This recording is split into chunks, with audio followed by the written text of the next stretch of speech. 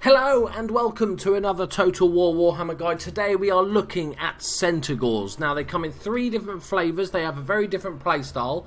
We're going to look at the three different units, look at what stats they have differently, what abilities they have different, and then we're going to go into a quick fight and talk about how we'd actually use them in battle. Now Centigors are one of my favourite units in the Beastmen army, and we're going to go through and I'll explain why. So here they are, lovely looking models. Could do with a little shave, but yeah, they're looking good.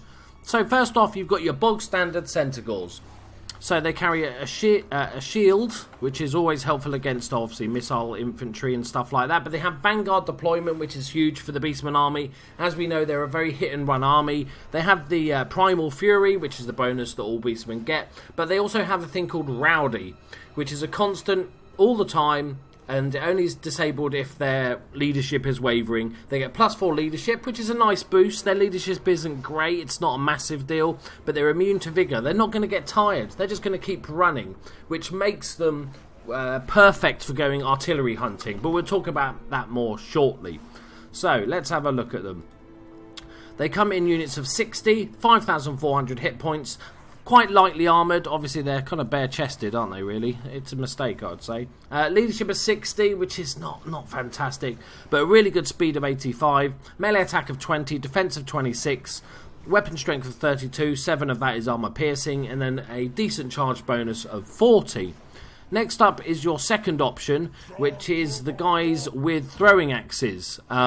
So they are shielded, it might not look like it on the model, but apparently they are shielded. So maybe they deflect it with their beards, I don't know. But they're shielded, they have armour piercing missiles, they're very quick, and they also have the Vanguard deployment. Same special abilities, we'll flick between the two so we can see. So I think that's a mistake, because I don't think they are shielded.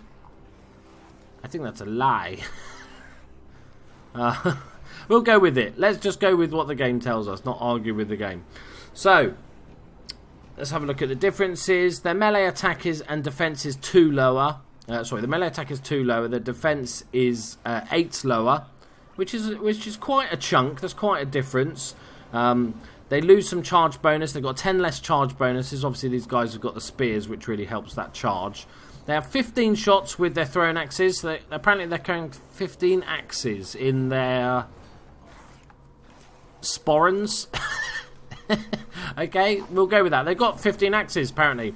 It's very short range, as you'd expect, and it does 25 damage. 20 of that is armor piercing, so really good armor piercing damage.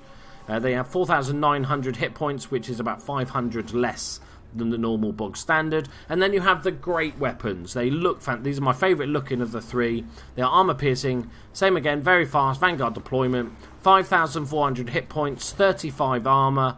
They have the same speed and everything. Their melee attack is 20 and defense is 20, so a little bit higher than the throwing axe guys, but not quite as good, especially defensively, as the bog standard ones. The weapon strength of 34, which is one of the big points. 27 of that is armor piercing, so huge.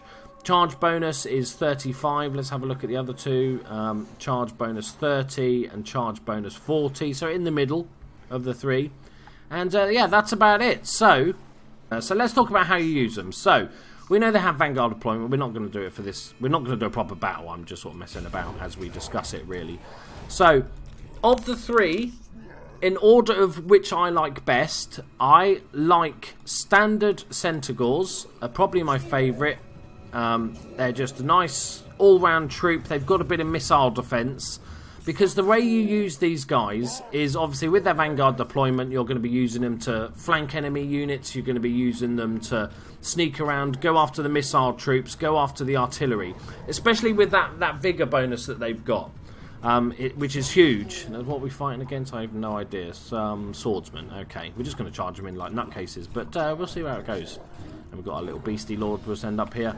So, yeah, the fact that they can just run around forever is a massive bonus, and it also means that my favourite use for these are going after missile troops and artillery. And if you're going to go after missile troops, it helps if they're going to start shooting you to have shields, and that's why I like the standard one. I also want to wipe out the unit as quick as humanly possible. Shall I just charge in like a crazy person? We'll see the throwing axes first. We'll see the throwing axes in action, and that's why I like the biggest charge bonus is the standard Centigors, and so what I like to use them for is just I want to get in there, break a unit, tell them to fuck off, and then move on to the next one.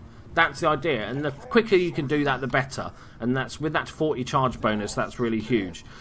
The throwing axes are good against, if you're facing armies that doesn't have many missile troops, it really means you can pepper them and soften them up before you even get into the fight. Other than that, I'm not a massive fan of these sort of very short range weapons, unless they're sort of ridiculous, like the miners have the explosive charge satchel thing.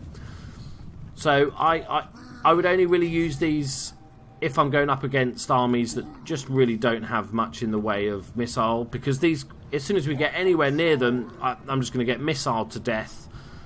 So we kind of steer clear of that. So we're going to go for the throwing axes and see how much damage is. Do you want to throw your axes at all? They are quite close. There we go. Let's see how many die on the first.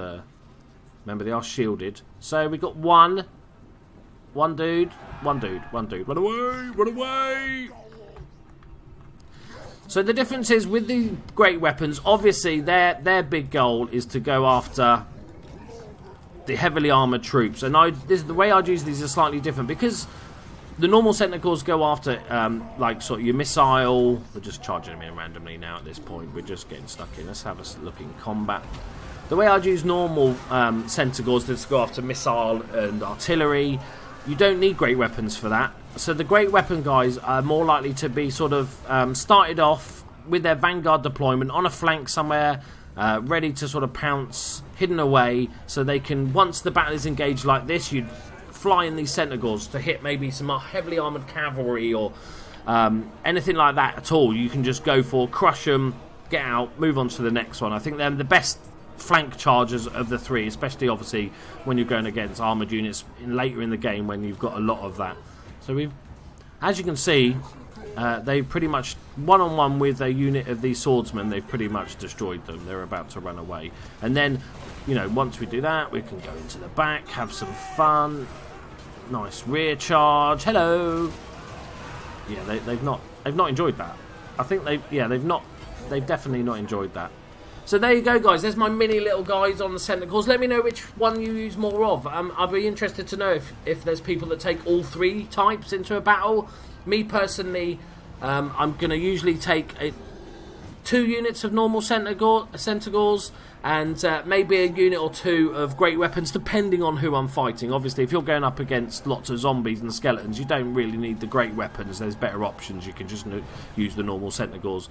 There you go. Thank you very much, guys. Please like and subscribe if you're new to the place, and I'll see you in the next video. Bye-bye.